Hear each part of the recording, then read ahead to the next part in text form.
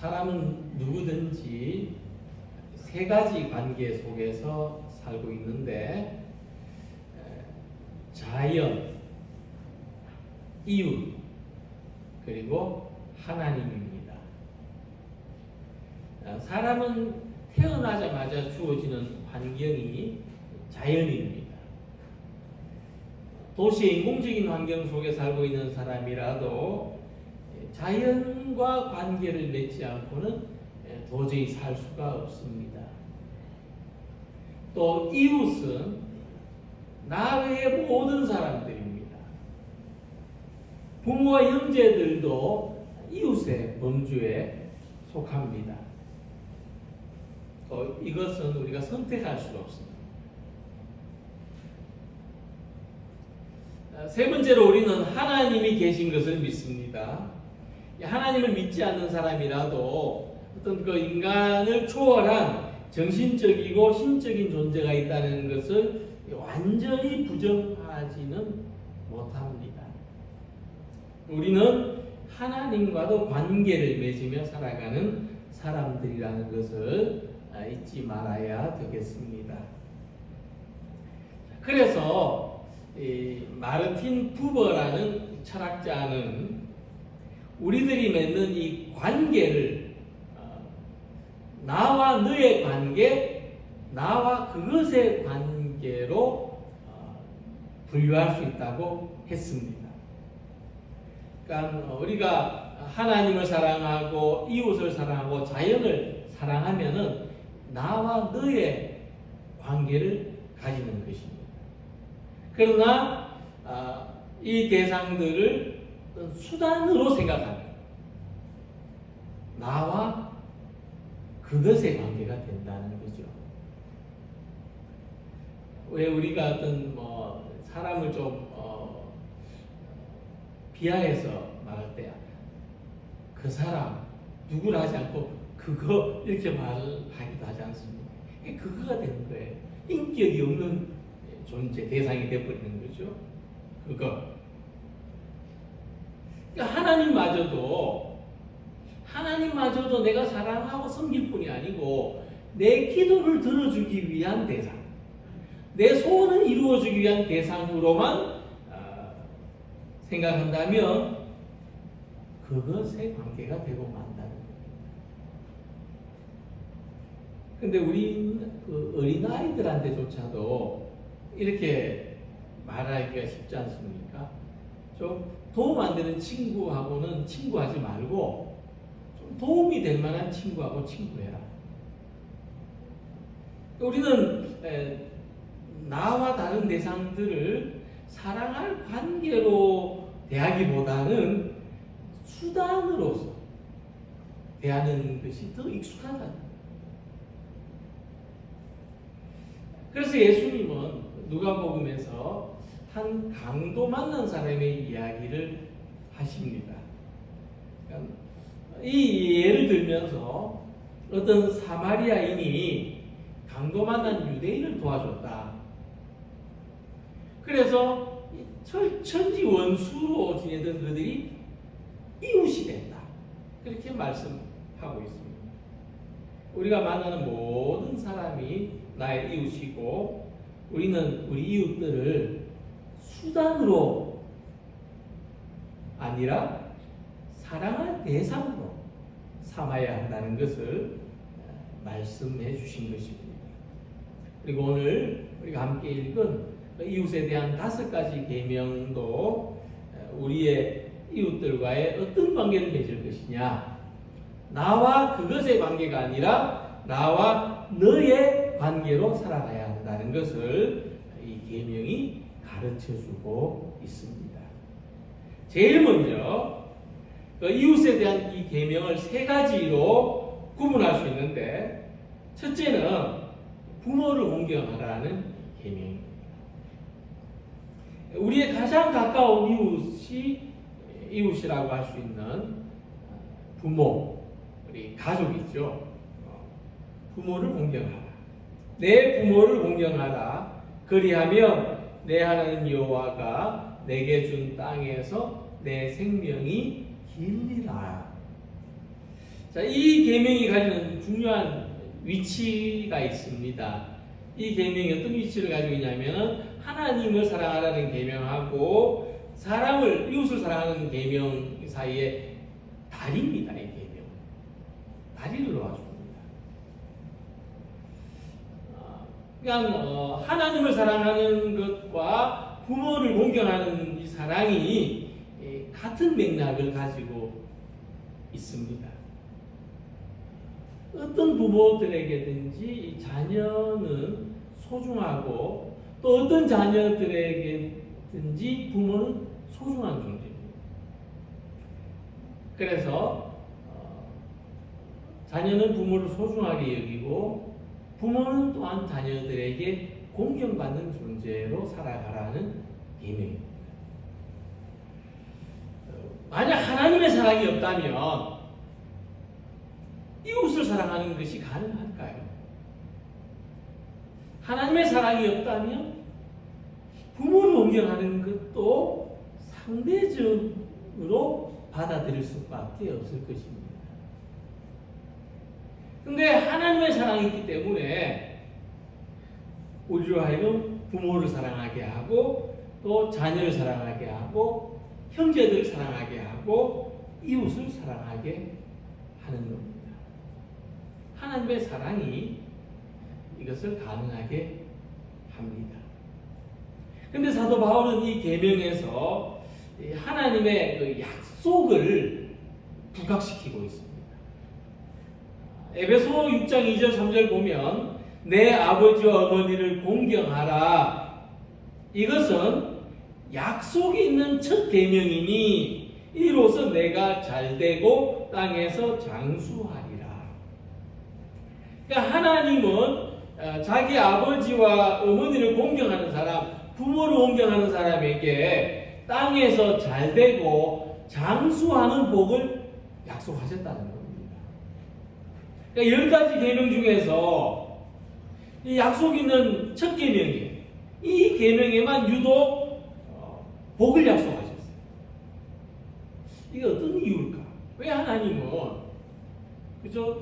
이왕이면 나 외에 다른 신을 섬기지 말라. 그리하면 내가 너에게 엄청나게 세상이 줄 수 없는 복을 주겠다. 이렇게 하셨으면은 사람들이 하나님을 더 잘 섬겼을 텐데.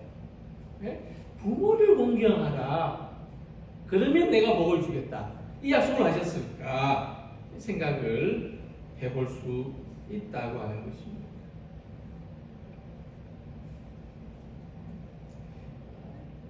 부모를 공경하는 것이 곧 우리 자신에게도 복이 된다는 거죠. 그 말씀입니다. 사람들이 잘 생각을 못하기가 쉬운데 그것을 어떤 자각시켜주는 그런 말씀입니다. 특히 하나님은 우리들에게 완전한 부모의 이미지를 가지고 계십니다. 그러니까 하나님의 그 부모 이미지에 비하면 사실 땅에는 우리는 부족하죠. 모두가 부족한 부모일 수밖에 없습니다.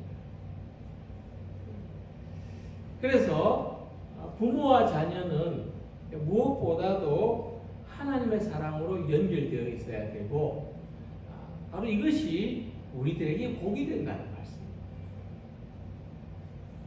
자, 그렇다면 실제적으로 우리가 부모를 공경하라는 계명을 어떻게 지킬 수 있을 것인가?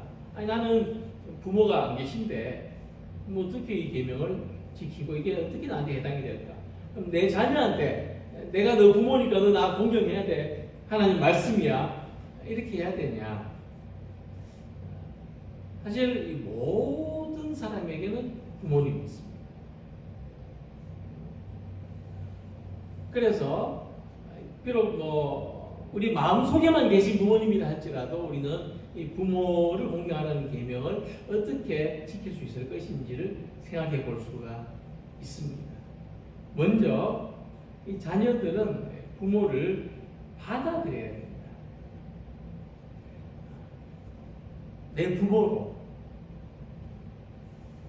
그렇지 않을 경우도 있겠죠. 난 도저히 내 부모를 인정할 수가 없어. 이럴 수도 있겠습니다만은 먼저 부모를 받아들여야 된다. 부모 존재 전체를, 부모 인격 전체를, 부모의 삶 전체를 받아들여야 된다. 그것은 내가 나를 돌보는 마음으로 받아들이는 것입니다. 어떤 권위나 어떤 유교적인 질서 이런 것 때문이 아니라 부모를 받아들이는 것이고 나를 받아들이는 것인데, 내가 나를 인정하고 받아들이는 것입니다. 그래야만 내 삶에 어떤 괴리나 균열이 생기지 않고 온전히 내가 나로서 살아갈 수 있게 되기 때문에, 그래서 부모를 받아들이는 공경을 해야 된다는 것입니다. 그 다음에는 부모를 인정해야 된다. 좀 비슷합니다. 하고. 그러니까 내가 배우자를 선택하지 않습니까? 내가 좋아서 결혼하죠. 그리고 내가 자녀를 낳지 않습니까? 나처럼 키우죠. 그런데 그럼에도 불구하고 이제 시간이 지날수록 그들의 선택이나 그들의 가치관을 존중하고 인정하기가 쉽지 않습니다. 나하고 너무 다르기 때문에. 그런데 인정하고 나면, 그 다른 것을 인정하고 나면 나도 편안해져. 나도 가벼워져. 그럼 자꾸 거슬리는 것을 지적하거나 마음에 들지 않는 것을 탓하지 않게 되고 그대로 볼 수 있게 되죠. 받아들일 수 있게 됩니다. 그래서 있는 그대로의 부모를 인정할 때에 내가 나를 인정할 수 있게 되고 나의 모든 이웃들도 인정할 수 있게 됩니다. 최근에 부모가 치매로 고생하는 치매 부모를 돌보던 분이, 그분도 적지 않은 연세입니다. 저한테 전화 와가지고 너무 힘듭니다. 너무 괴롭습니다. 솔직하게 말해요. 사리를 느끼고 이렇게 말해요. 그 마음이 얼마나 힘들었으면. 그래서 어떻게 하면 좋겠습니까? 이렇게 물으시더라고요. 좀 이제 실질적인 도움을 드리고 싶어서 일반적으로 치매 환자를 어떻게 대해야 되느냐에 대한 말씀을 해드렸어요. 내가 알던 부모님이 아니라 다른 분으로 생각해야 됩니다. 다른 인격을 가진 다른 존재로 생각해야 됩니다. 그러면 좀 마음이 편안해지실 겁니다. 그것도 인정하는 것이죠. 그러면 좀 편해집니다. 우리 부모님 왜 이래? 우리 엄마가 왜 이래? 그게 아니고 지금 이분은 다른 분이다. 아프기 때문에 다른 인격을 가진 분이다. 이렇게 대하면은 좀 덜 힘들다 한다는 것입니다. 더 나아가서 부모에게 감사를 표현해야 됩니다. 감사할 것이 영 없을까요? 우리 어릴 때 부모님을 참 원망을 많이 하는데 그걸 아셨는지 그런 말씀을 하셨어요. 너도 자식 키워보면 부모를 이해하게 된다. 그죠? 그런 이야기들을 하시죠. 자식을 키워보니까 내가 당연하다고 생각했던 게 이게 감사할 일이구나. 그래서 깨닫게 되죠. 그냥 쉽게 되는 것 같은데 이게 쉽지 않은 일이었구나. 알게 되죠. 그래서 부모님에게 이 감사하는 것에 대해서는 감사하다고 표현할 때 나의 자존감도 높아지고 또 어떤 상처도 치유된다는 것입니다. 깔뱅은 사람에게는 자만심이 있다고 그랬습니다. 사람에게는 다스릴 수 없는 자만심이 있어요. 스스로 높이고 싶은 마음. 내가 좀 잘났다고 어떤 인정받고자 하는 욕구 이런 거죠. 근데 이 자만심은 부모를 공경하라는 계명을 지킴으로써 극복될 수 있다. 그렇게 말씀했습니다. 단순한 효도를 넘어서 나를 존재하게 하신 부모님, 나의 존재를 알고 겸손해지고 또 그 부모님을 존재하게 하신 하나님을 공경하는 겸손한 사람으로 살아가게 된다는 것입니다. 이 세상에 부모 없이 존재할 수 있는 사람은 아무도 없다는 것을 생각하면 우리는 이 부모를 공경하라는 이 계명을 지킴으로써 나 자신을 진정으로 존중하고 사랑할 수 있게 된다. 결국 그게 나에게 복이 된다. 땅에서 잘되고 장수하는 그런 복. 이 복이 되라고 주신 계명을 겸손히 받는 우리 모두가 되시기를 소망합니다.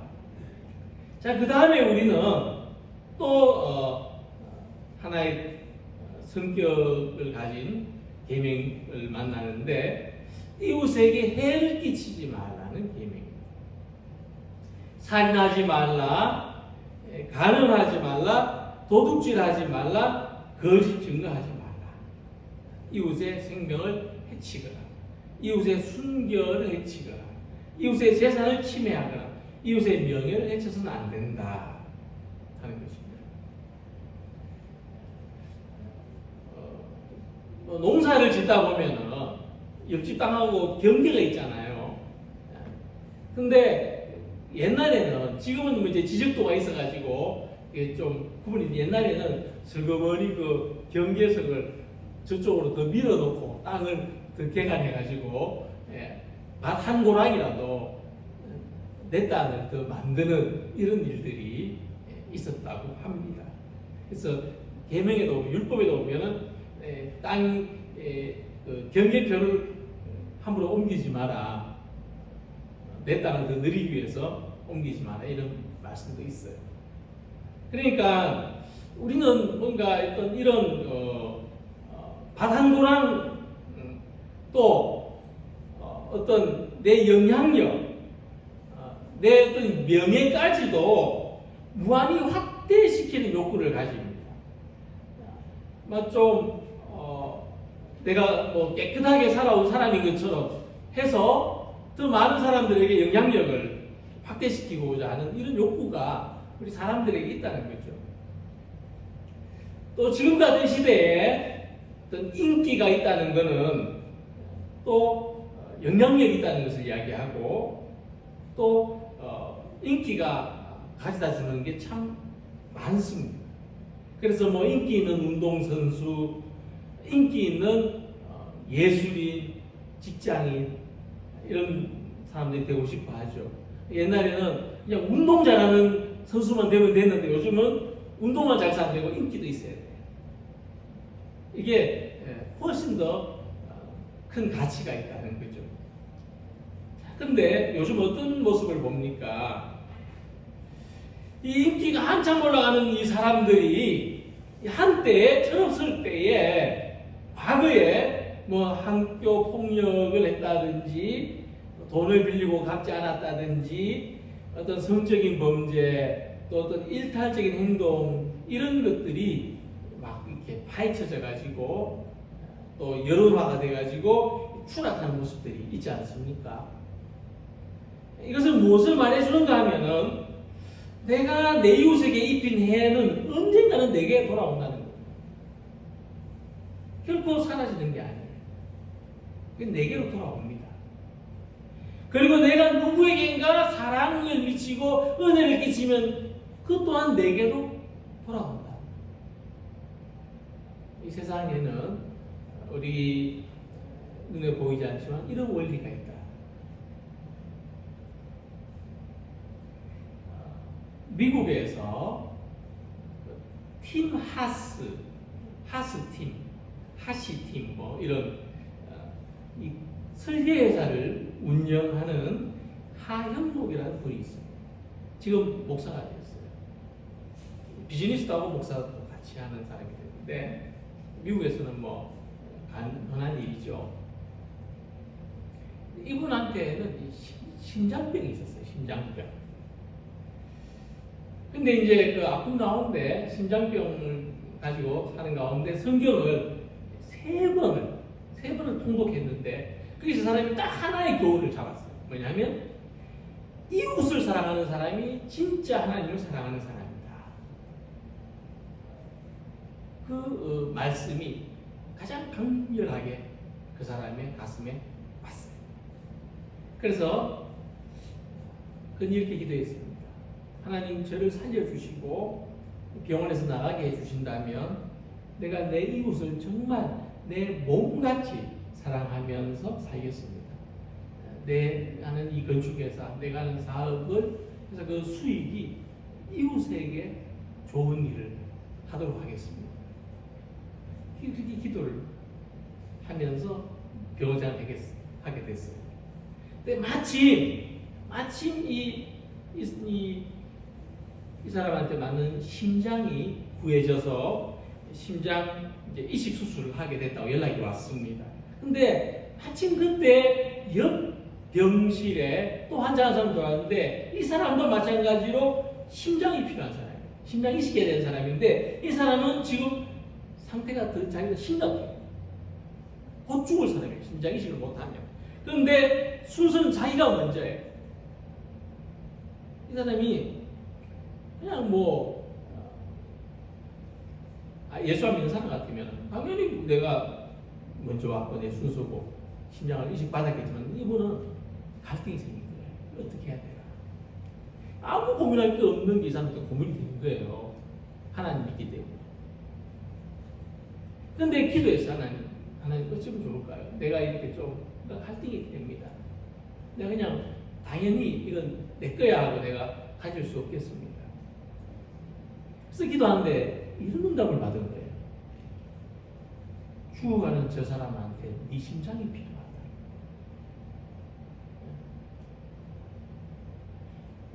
지금 죽어가는 저 사람한테 네 심장이 필요하다.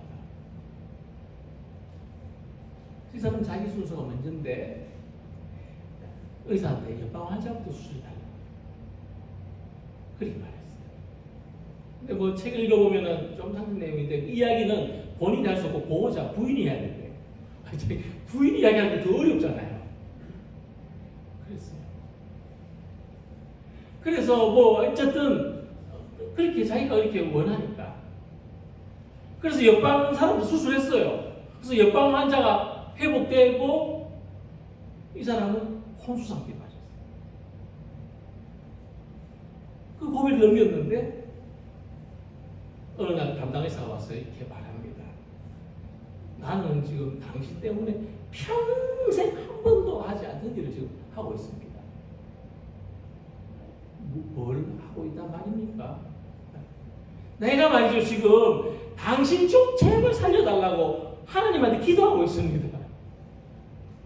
당신 좀 살려달라고 내가 기도하고 있습니다. 그래서 그는 한 달 후에 심장 이식을 받았어요. 근데 얼마 안 가가지고 문제가 생겼어요. 이식받은 심장이 좋은 상태가 아니에요. 그러니까 앞에 양반 심장이 더 좋은 심장이고 자기가 두 번째로 받은 심장은 덜 좋은 심장이었어요. 부작용이 생겼어요. 그래서 다시 또 이식을 또 받아요, 심장을. 근데 미국의 법에, 의료법에는 한 사람이 평생 2번까지만 가능해요, 심장 이식. 여기서 이제 문제 생기면 이 사람은 그냥 죽어야 돼요. 그런데 또 문제가 생겼어요. 기회가 없죠. 이 사람 죽어야 되는데. 그 사이에 어떤 일이 있었냐면요. 법이 바뀌었어요. 의료법이 바뀌었는데 그것도 어떻게 바뀌었냐면은 먼저 좋은 심장을 다른 사람에게 양보하고 수술받은 사람에 한해서는 한 번 더 이식이 가능하다. 이런 것들. 마치 이 사람을 위해서 만들어진 법처럼. 그래가지고 그는 세 번째로 심장이식을 받았어요. 그래서 지금 목회를 하면서 건강하게 살고 있죠. 오랜 친구 중에 미국 사람 목사가 있는데 이렇게 말했답니다. 너한테, 자네한테 이런 행운이 자꾸 오는 거는 결정적인 순간에 이웃을 이웃을 사랑하라는 그 말씀에 순종했기 때문입니다. 난 그렇게 믿는다. 하나님은 이웃을 먼저 살리라는 그 말씀에 순종했던 그 사실을 기억하고 지금 내게 복을 주시고 있다. 그 말씀입니다. 살인하지 말라. 물론 우린 살인하면 안 되죠. 또 그런 마음도 없지만, 근데 그것은 거꾸로 이웃의 생명을 귀하게 여기라. 죽어가는 사람 보고 내팽개치는 것도 살인이야. 사람 죽은 줄 알고도 조치를 취하지 않는 것은 살인이야. 간음하지 말라. 거룩하고 순결하게 살아라. 도둑질하지 말라. 이웃을 유익하게 해주라. 거짓 증거하지 말라. 이웃을 명예롭게 해주라. 이웃의 명예를 깎지 마라. 억지로 만들어내서 저 사람 흠잡고 끌어내리고 비난하고 하지 마라. 그래서 만약 이 세상에 사람들이 거리낌 없이 다른 사람의 생명을 빼앗고 재산을 빼앗고 거짓으로 모함하고 절제하지 못하는 욕구로 살아간다면 그 속에서 누가 안전할 수 있겠습니까? 하지만 생명을 소중히 여기고 어려운 사람을 돕고 평화롭고 신뢰할 수 있는 관계를 가지고 살아간다면 우리는 이 땅에서도 하나님의 나라를 살게 된다는 것입니다. 세계 여러 나라의 그 국가들 간의 행복 지수를 따지는데 그 기준이 재산이 아닙니다. 우리가 가난하게 살아도 옛날에 가난해도 그냥 밤낮 대문역 이러고 다녀도 괜찮은 그런 시대를 사는 게 행복한 거죠. 부자가 저 2중 3중 보안장치 해놓고 지하실 깊숙이 금고 만들어 놓고 사는 게 과연 행복한 일일까? 그래서 이웃에게 해를 끼치지 않는 것을 넘어서 이웃을 사랑하는 것이 결국은 자기도 복을 받는 것이다.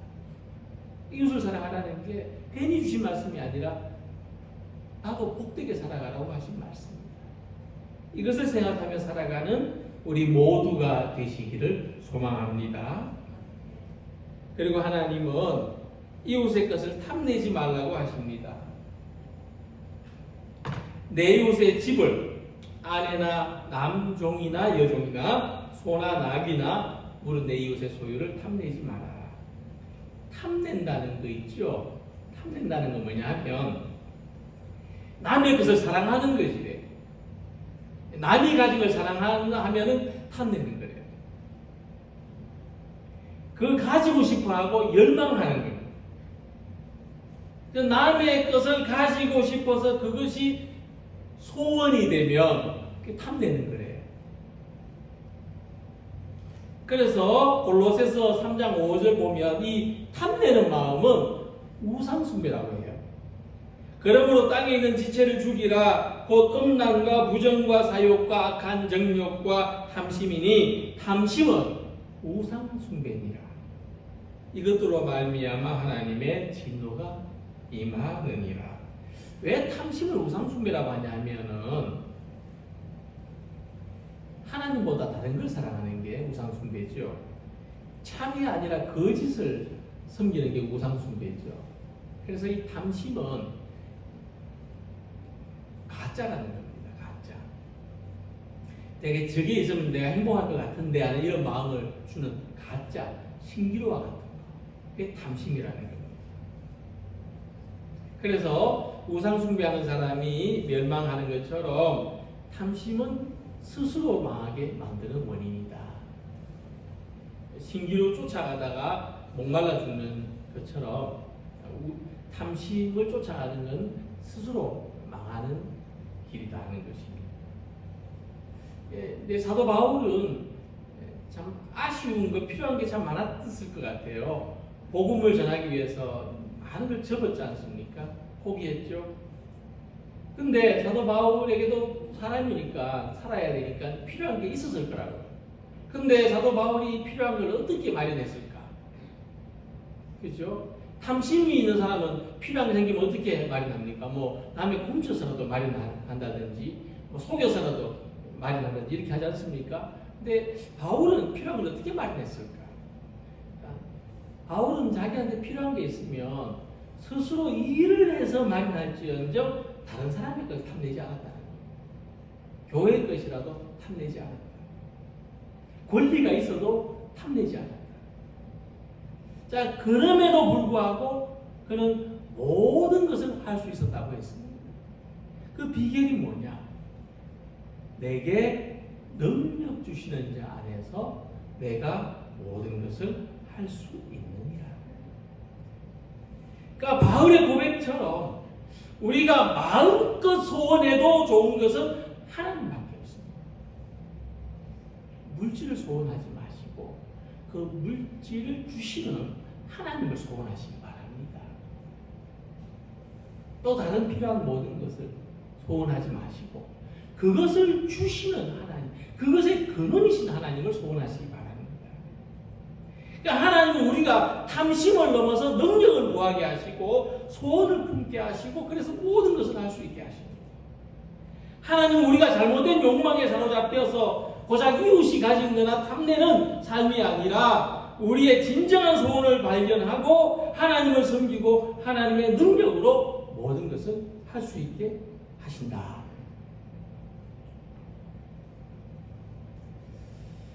우리가 이웃과 어떻게 살아야 되는지를 이야기해 주는 예화가 하나 있는데요. 남아프리카의 부족들이 쓰는 인사인데 우분투라는 인사가 있습니다. 우분투. 이게 무슨 뜻이냐면 당신이 없으면 나도 없고 당신이 있어야 나도 있고 당신이 행복해야 나도 행복합니다. 우분투. 그래서 우리가 이 인사를 하면은 싸우는 게 가능할까? 샬롬 인사해놓고 한쪽 주먹으로 칠 수 있을까? 불가능하겠죠. 뒤에서 어떻게 할지 모르겠지만 앞에서는 불가능하죠. 그래서 이제 이 남아프리카가 인종차별 정책이 극심했던 곳이고 그냥 흑인들이 그냥 많이 죽었던 그런 곳인데 이 백인들이 그랬죠. 그 중에 그들이 존경하는 이 흑인 운동가를 살해했던 백인 군인이 있었는데 그가 법정에 기소를 당했어요. 살인죄로 기소를 당했는데 그는 이 백인이 법정에서 자기 죄를 고백했습니다. 시인했습니다. 내가 잘못했습니다 라고 했어요. 그랬더니 방청객에 앉아있던 흑인들이 박수를 쳐줬어요. 죄를 고백하면 그래 저놈 죽여라 이렇게 해야 되는데 박수를 쳐줬어요. 그래도 용서한다. 용서하겠다. 법은 법에서 정한 형벌을 내리겠지만 우리는 당신을 용서하겠다. 그래서 결국 이 관용이 이 차별 정책을 무너뜨립니다. 백인들을 무릎 꿇게 만들어요. 그리고 이 남아프리카의 지도자로 이 만델라를 선출하게 되는 그런 사상적인 배경이 그날 그 법정에서 일어난 사건이었다고 합니다. 그런데 우리는 어떻습니까? 내 이웃이 불행한 것이 때때로 나의 행복이 되는 그런 심정일 때가 있지 않습니까? 내 이웃의 불행이 때로 내게는 불행만은 아닌 그런 심정을 줄 때가 있죠. 옆 사람은 잘 되는데 나는 안 될 때 상대적으로 우리는 더 큰 절망감을 느끼죠. 이웃 교회는 잘 되는 것처럼 보이는데 우리 교회는 그렇지 않게 보일 때도 마찬가지입니다.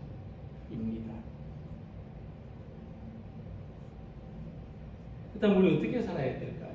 그러면 이웃이 불행해지기를 바라고 또 이웃의 것을 내가 가지면 내가 행복해질까요?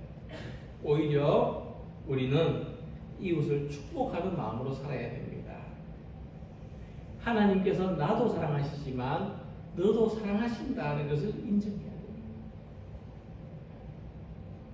하나님께서 내게도 복을 주시지만 너에게도 복을 주신다는 것을 인정해야 됩니다. 다른 사람이 자랑할 때